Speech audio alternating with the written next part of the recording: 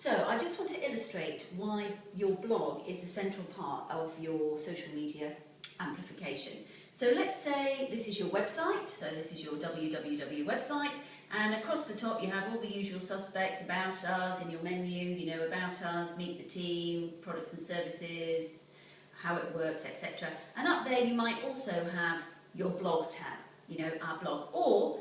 like we have on the Carvel Creative site, you might actually have your blog feed coming through to the homepage. So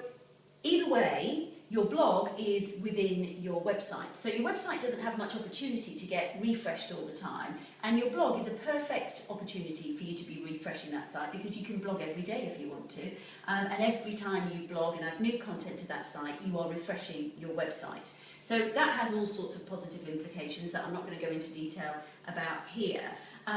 But what I do want to talk about is, so the blog goes on there, and then let's say this is my blog,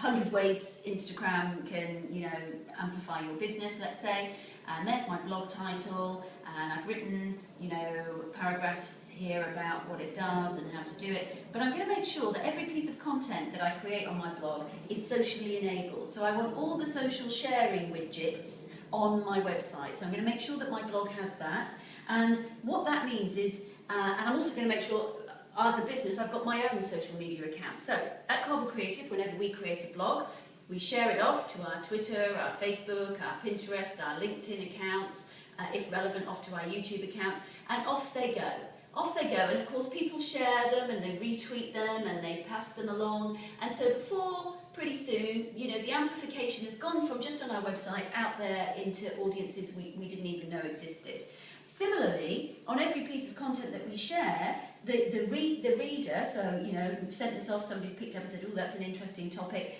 they like it, they can also share it off into their networks, and again, this same pattern continues, amplification, reach is broadened. So when you think about the term social media, here's your media, we're socialising it, it's got the opportunity for people to share and engage with, hence the social media. So you can see then that you now have a place where people, every time they open this link to read the content that you've just shared, this unique, authentic content which is yours, your blog content, where do they come back to when they're reading that? Well, they actually come back to your site, because your blog lives on your website. So this sends all sorts of signals to search engines that